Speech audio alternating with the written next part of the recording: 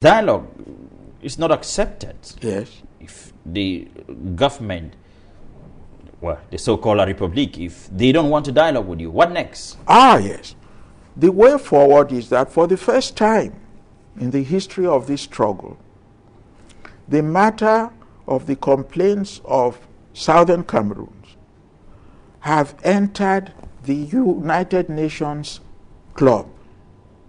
You know, the United Nations, headquartered in New York, has created regional unions. You have, for example, the European Union, which takes up issues concerning Europe. You have the African Union, which considers matters pertaining to Africa. And all sovereign states in Africa belong to the African Union. They even have a constitution.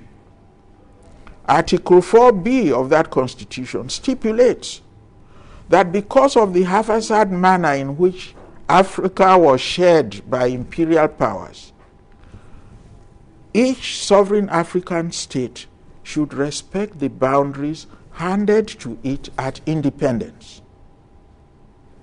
So, if La République is headstrong and refuses to dialogue, to the extent to which this recommendation of the African Commission has been endorsed by the summit of the heads of state and governments of the African Union, which is a decentralized arm of the United Nations, we will go to the African Union and say, look, we were never part of La République du Cameroun when they got their independence.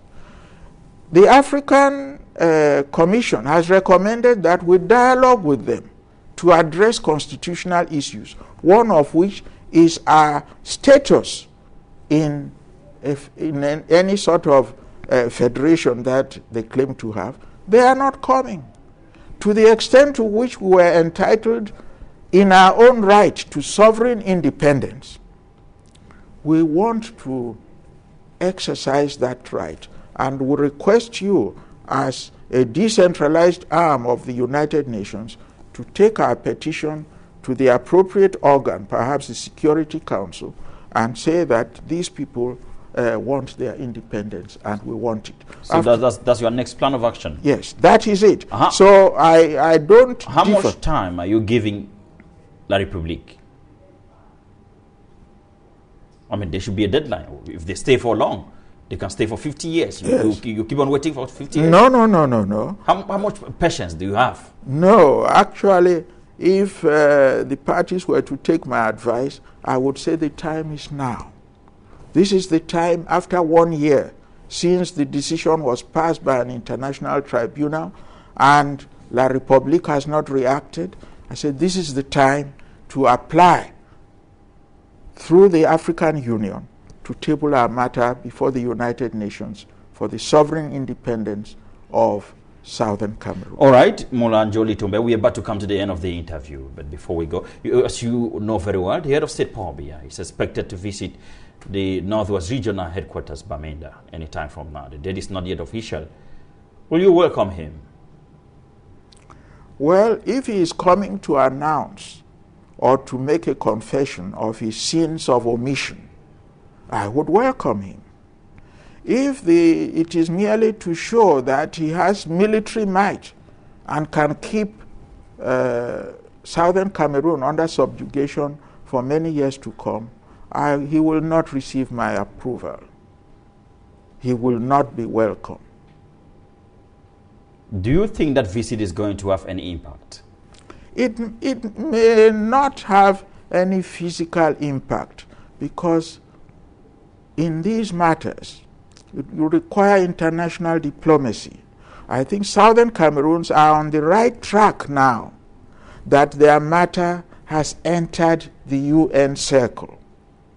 And having entered the UN circle, there is no need for warfare. It's to pursue it logically.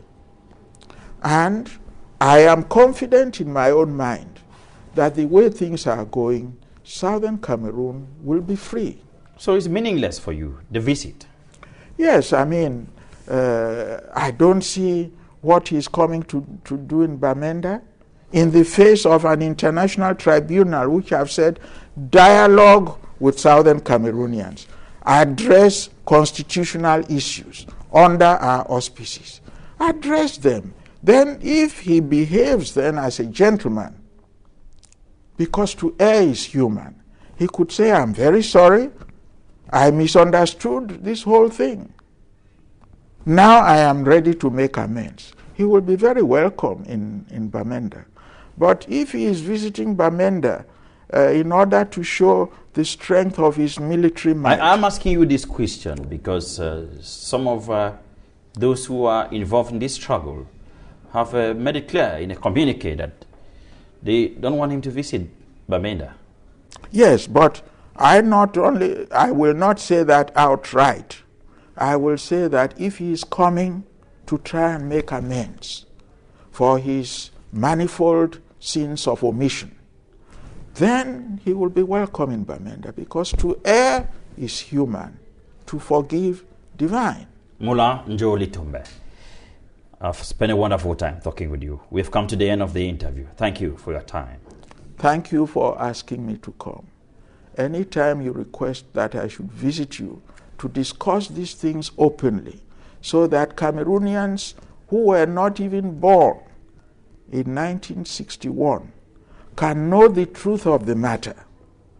I am delighted that you asked me to come here today, in which I have made certain salient points, that the so-called Federal Constitution of Cameroon, which was supposed to be the joining instrument of Southern Cameroon and La République du Cameroun, was a fake. It was merely La République du Cameroun which changed its name and dragged Southern Cameroon by the tail and have colonized us ever since. Thank you once again, Mr. Litumbe. Thank you. And thank you, Ade, for watching Top Stories tonight. And please keep on writing to us at topstories42@yahoo.com. We'd like to hear from you as usual, and I thank you so much. Many of you who have been writing to us out there, thank you for your recommendations and comments. I will be with you again next Sunday, same time on Equinoxe Television. Have a wonderful time watching our programs. Mola, it was a pleasure.